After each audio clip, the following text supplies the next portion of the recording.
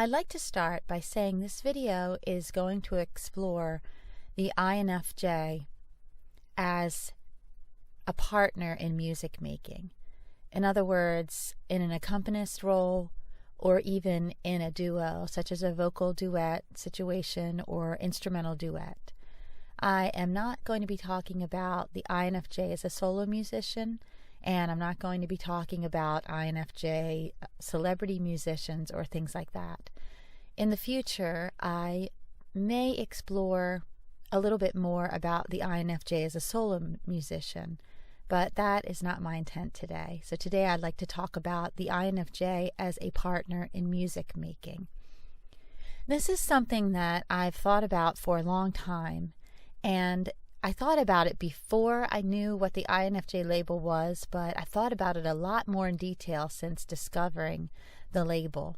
And I find it fascinating, and I'm very curious to know if there are other INFJ musicians out there who can share some of their music making experiences with others. So to start, I'd like to give you a little bit of my background, because I'm hoping that in sharing my background, it might help you to remember some things in your musical journey that relate to what I'm going to be speaking about.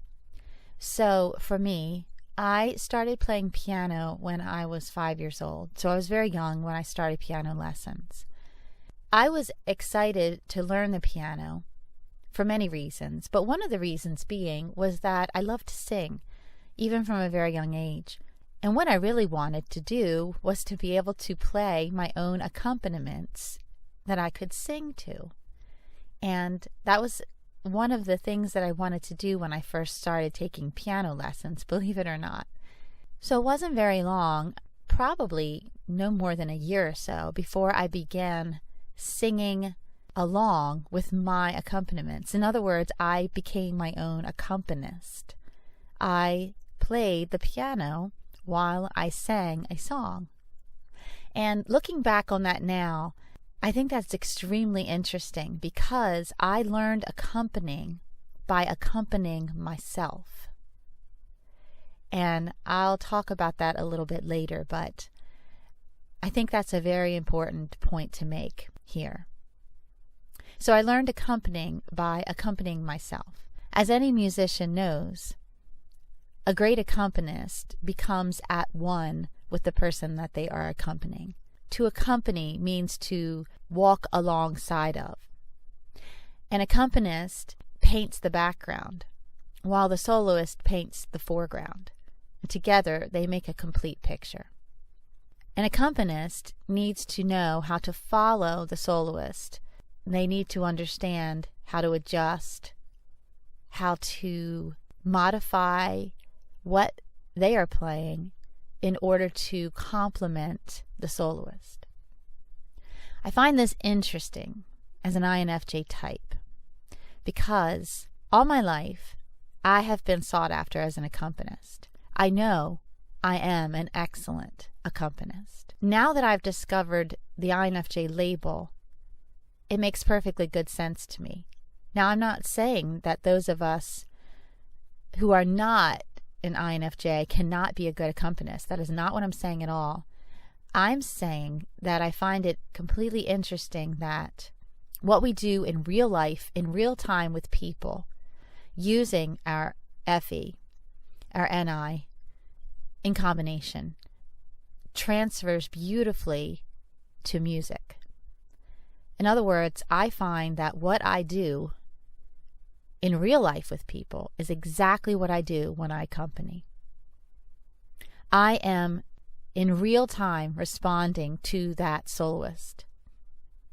And it's interesting because I even find myself anticipating mistakes, problem spots.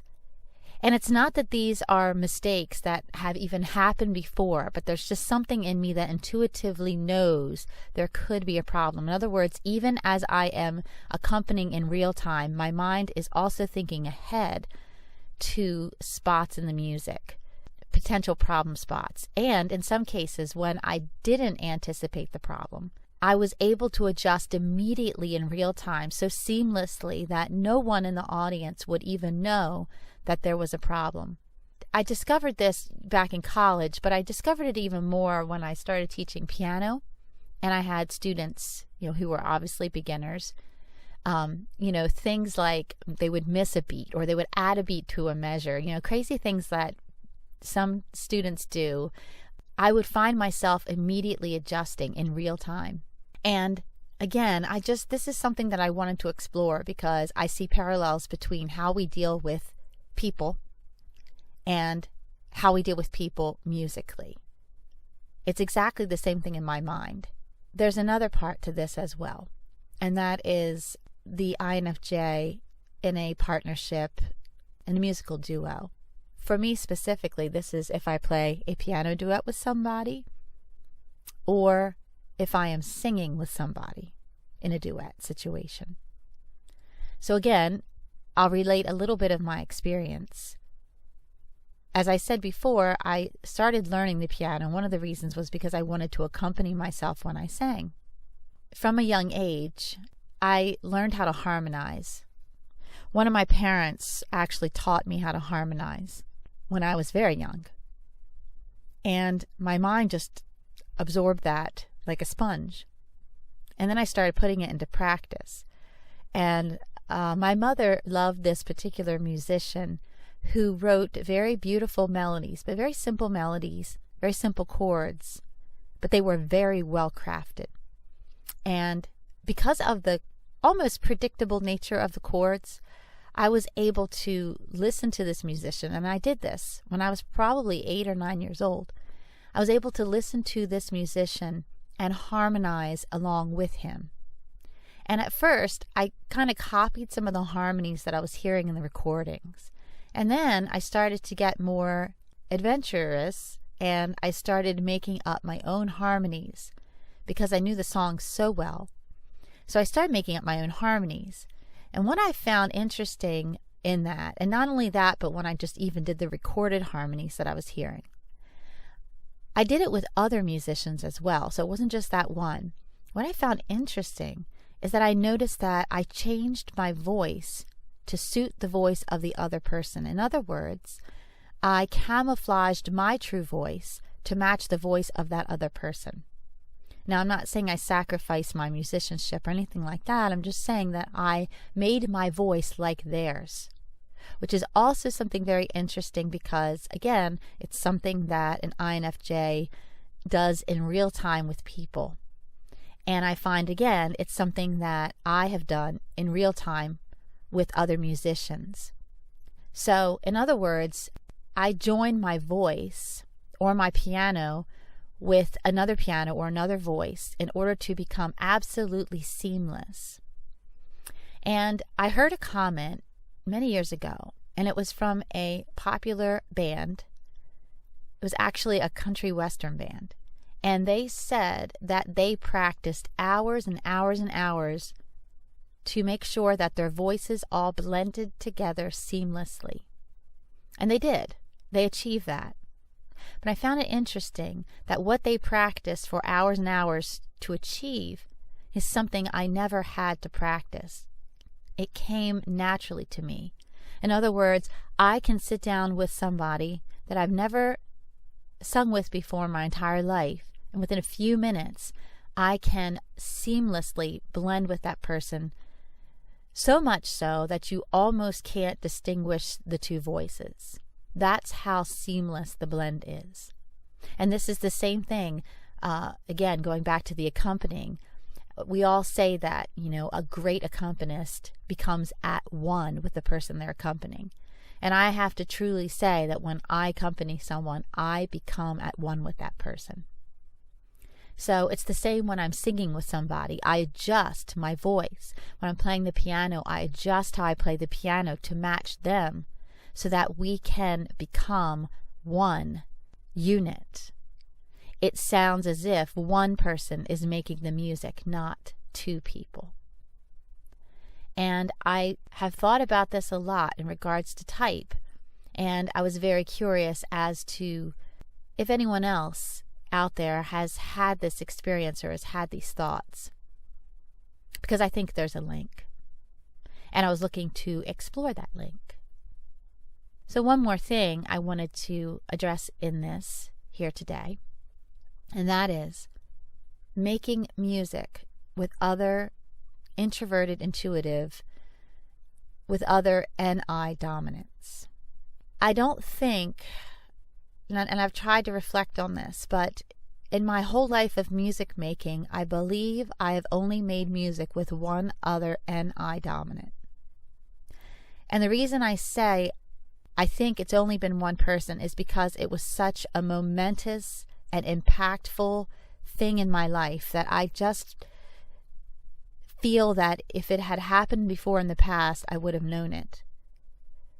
Making music with another NI dominant is the most incredible thing I've ever experienced musically. I don't know how to say this, but it's almost like you are making music with yourself. But it's even better than that. Because, even now at my advanced stage in my musical journey, I have my limits. So I can still accompany myself and I can still sing. But if either part gets too difficult, so if the piano part is very difficult or the vocal part is very difficult, I have to sacrifice something. Something has to give in order for me to be able to make it successful.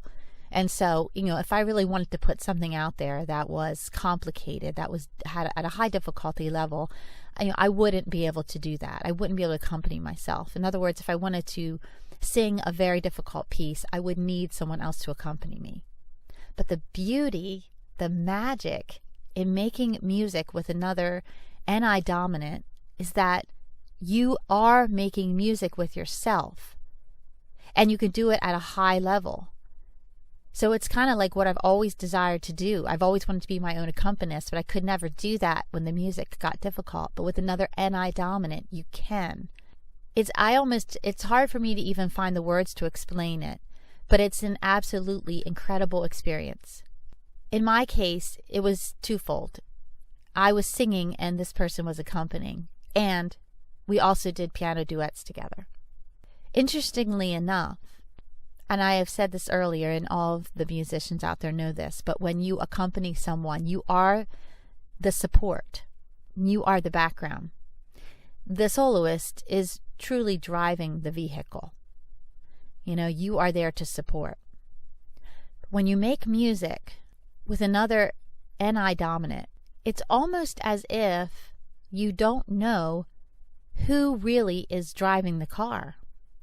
Again, I keep saying this, but it's like making music with yourself. It's like you are anticipating, you know what you're going to do, therefore you anticipate it. You know how you're going to respond in this particular section. You know how you're going to craft this section. You know how you're going to express it. But the amazing thing is, you're doing it with another person, and they're thinking the exact same thing. So it's like making music with your higher self. When you have any two musicians who are at a high level of making music, of course, with practice, you can become one with each other. You can make it seamless. But the interesting thing I find when making music with another NI dominant is that you do this without practice. In other words, it's sort of like this mind reading session where you know what each other is going to do and you haven't discussed it. It's such an enjoyable experience because you just sort of feed off one another. The interesting thing also that I found is that you can take the same piece and you can express it several different ways without prior discussion. So in other words, in my situation, when I was working with the person who was accompanying me, this person started the piece, let's say the second or third go around, and this person started the piece in a completely different mood than perhaps the first time or second time we did it.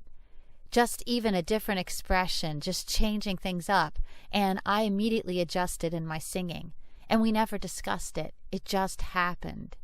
that was the beauty in it. That's why I say it was a beautiful experience, because it was like a musical mind reading. And it sounds bizarre, but unless you've experienced it, it's going to sound bizarre. And I have to say, I mean, it was the most incredible experience of my musical life. And I'm just curious, unfortunately, that's the only experience I've ever had.